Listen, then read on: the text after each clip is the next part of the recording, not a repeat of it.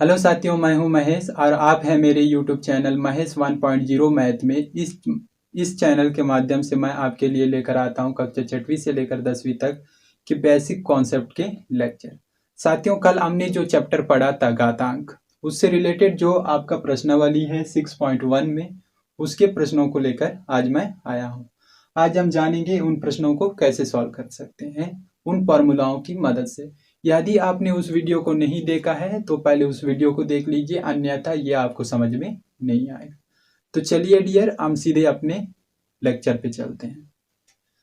तो यहाँ पे आपको सबसे फर्स्ट सवाल पूछा गया है कि घातीय संकेतन में लिखिए।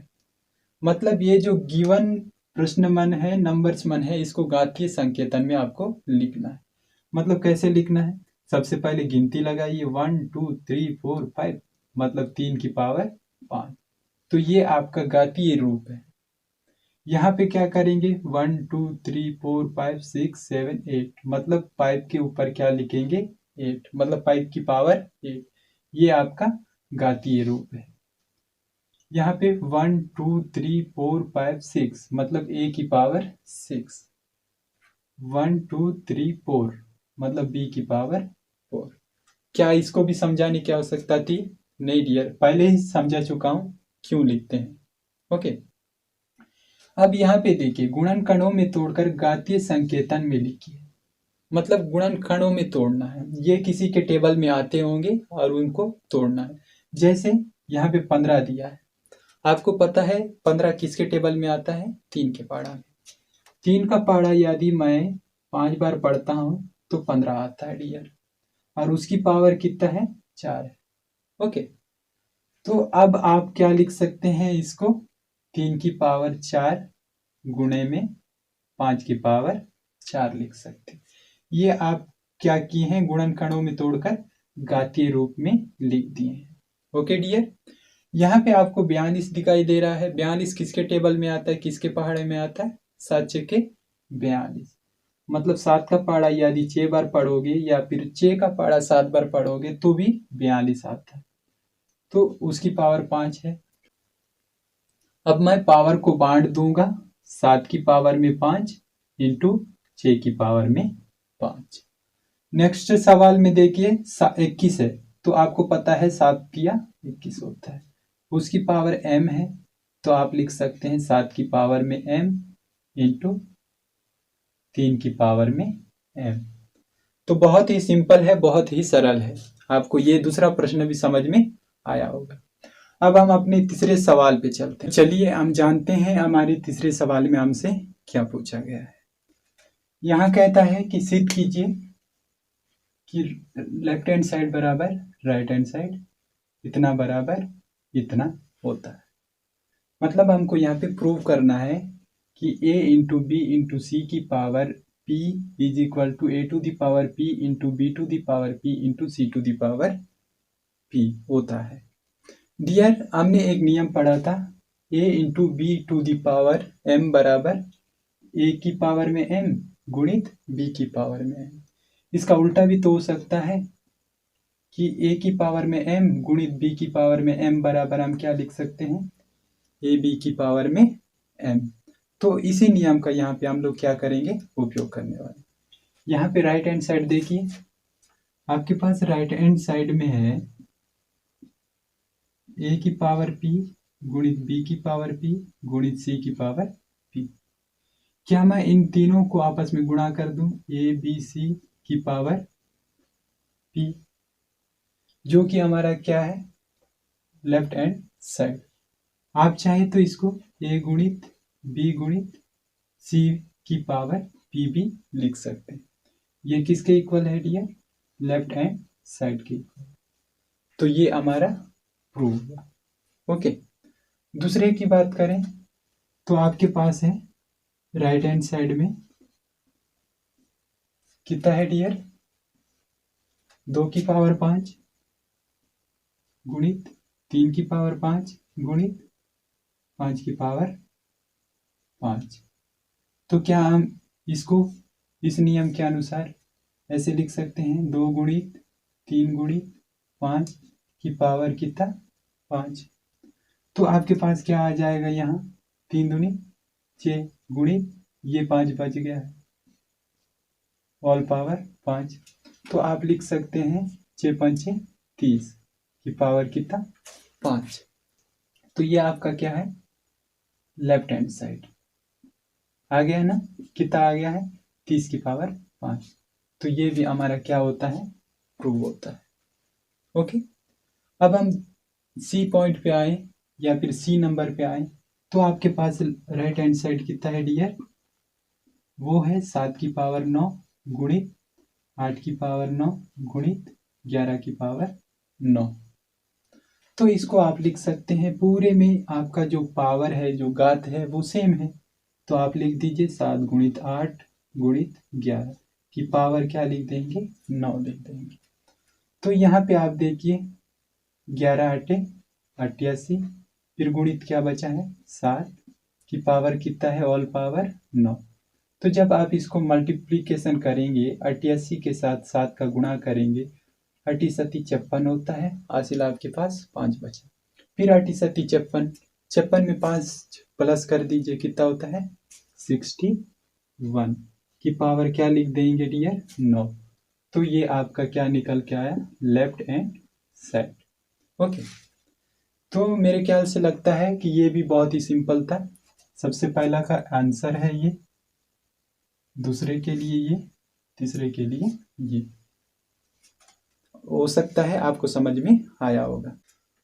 दोस्तों अब हम चलते हैं चौथे नंबर प्रश्न पे, हमसे वो क्या पूछता है। हमसे यहाँ पे पूछा गया है कि नियम 3 का उपयोग कर घातांक रूप में लिखिए। मतलब नियम 3 का हमको उपयोग करना है। नियम 3 क्या है, नियम 3 हमारे पास यही है कि a इंटू बी का पावर m है, तो a की पावर m हो सकता है इंटू में b की पावर m हो सकता है। उसको उल्टा हम लिखना चाहें तो पहले इसको लिख लीजिए, फिर आपके पास इस रूप में आएगा। यहाँ पे कैसा दिख रहा है, इस रूप में दिख रहा है। तो हमको दोनों को गुणा करके एक पावर लिख के ए बी के रूप में लाना है। ओके, तो चलिए सबसे फर्स्ट सवाल लेते हैं ए। तो यहाँ पे है आपके पास 6 की पावर 8 इंटू 7 की पावर 8। तो दोस्तों यहाँ पे आप देख रहे हैं ये भी 8 है, ये भी 8 है, पावर सेम है। पावर सेम रहता है तो इन दोनों को गुणा कर देते हैं, गुणा कर दिए और पावर को एक बार लिखते हैं। तो यहाँ पे 6 का गुणा मैं 7 से करूँगा, फिर उसका पावर को एक बार लिख दूंगा। तो आप देखेंगे 6 सत्ते 42 की पावर 8, जो कि आपका क्या है आंसर है। सेकंड नंबर की बात करें तो आपके पास है a की पावर 3 b की पावर 3। तो डियर यहाँ पे आपको पावर सेम दिखाई दे रहा है। जब पावर सेम दिखाई देता है, घात सेम रहता है, तो हम घात एक बार लिखते हैं, लेकिन उन दोनों संख्याओं को जो आधार है उनको गुणा करते हैं। तो यहाँ 1 का गुणा b से करूँगा तो आपके पास a इंटू बी आएगा और उसका पावर को एक बार लिख दूंगा 3 आएगा। ये आपका आंसर है। सी नंबर की बात करते हैं तो यहाँ पे है आपके पास p की पावर 9 इंटू क्यू की पावर 9 इंटू आर की पावर 9। तो आपके पास पता है सबका पावर सेम है, फिर आप करेंगे p into q into r की पावर 9। यही आपका क्या है डियर उत्तर है। ओके, अब हम डी की बात करते हैं। तो आपके पास 3 की पावर 2 इंटू 2 की पावर 2 दिया है, मतलब कि 3 इंटू 2 की ऑल पावर आपका 2 आएगा। फिर आपको पता है 3 दूनी 6 और ये स्क्वायर। तो मैं आशा कर रहा हूँ, मैं उम्मीद कर रहा हूँ कि ये जो सवाल है चौथे नंबर का बहुत ही सरल था और आपको आसानी से समझ में आया होगा। चलिए अब हम इसका नेक्स्ट सवाल यानी प्रश्न नंबर 5वां देखते हैं, उसमें हमको क्या पूछा गया है वो जानते हैं। ओके, तो चलिए साथियों अब हम अगला सवाल देखते हैं, प्रश्न नंबर 5वां। वो हमसे क्या पूछता है। डियर यहाँ पे आपको दिखाई दे रहा है नियमों को ध्यान में रखकर सही या गलत बताइए। मतलब कि जो हमारे पास घातांक के नियम हैं उनको अपन को ध्यान में रखते हुए ये जो दिए गए 5 प्रश्न हैं उसमें से कौन सा सही है कौन सा गलत है वो बताना। अब हमारे पास नियम क्या है, हमारे पास फर्स्ट नियम है कि अगर आधार सेम होता है और वो गुणा में है तो इसके जो घात हैं वो आपस में क्या हो जाएंगे, जुड़ जाएंगे। ये तो हमारा फर्स्ट नियम था। सेकंड नियम हमारे पास है, यदि x की पावर m और x की पावर n हो तो हम इसे लिख सकते हैं m into n। Okay dear. Third जो फॉर्मूला हमने पढ़ा था उसमें था हमारे पास a b की पावर m, तो उसको हम लिख सकते हैं a की पावर m गुणित b की पावर m। बस हमने अभी तक के तीन ही फॉर्मूले पढ़े थे, तीन ही नियम पढ़े थे। इन्हीं की सहायता से हमको ये सही है या गलत है वो बताना। तो चलिए हम सबसे पहले इसको सॉल्व करते हैं बी नंबर पे। यहाँ पे आपको दिखाई दे रहा है 5 है, ये भी 5 है। मतलब सबसे पहला हम ये पता लगा पाए हैं कि आधार 5 है, इक्वल है और गुणा में है ना। तो जरूर ये क्या हो जाएंगे, इस नियम का पालन करेंगे, मतलब उनका जो घात है आपस में जुड़ जाए। तो आपको यहाँ पे दिख रहा होगा, एक बार 5 लेते हैं और 15 में 5 को प्लस करते हैं तो आपके पास 5 की पावर कितना आ जाता है डियर, 20। मतलब ये जो बी नंबर का सवाल हमसे जो पूछा गया था सही है कि गलत है, वो क्या है, बिल्कुल सही। यहाँ 27 की बात करते हैं दोस्तों। 27 को आप लिख सकते हो 3 इंटू 3 इंटू 3 की पावर 2। ऐसा क्यों? क्योंकि 3 तिया 9 होता है, 9 तिया 27 होता है। हम इसको 3 इंटू 3 इंटू 3 भी तो लिख सकते हैं। उसके बाद आगे ये जो 3 बार है मतलब 3 की पावर 3 लिख दो, फिर उसकी पावर 2 लिख सकता हूँ। तो देखिए साथियों, ये इसके इक्वल आया, मतलब ये कितना है, इसी के बराबर है, इसलिए ये भी क्या है, बिल्कुल सही है। ठीक।